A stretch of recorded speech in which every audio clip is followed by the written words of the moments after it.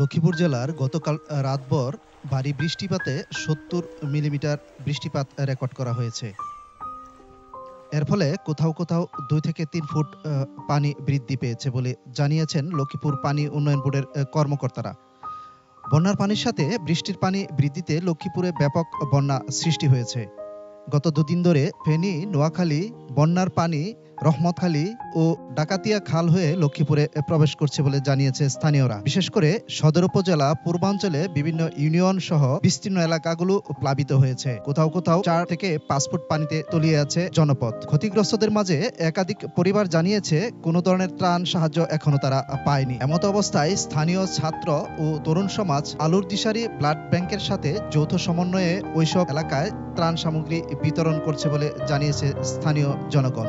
এই ত্রাণ বিতরণের সময় ক্ষতিগ্রস্ত পরিবারগুলো সাদরে গ্রহণ করছে। তবে স্থানীয় পরিবারগুলো জানিয়েছে এই সামান্য ত্রাণে তাদের কিছু খাদ্য অভাব রয়ে গেছে। বেঁচে থাকার জন্য আরো খাদ্য সামগ্রী তাদের প্রয়োজন।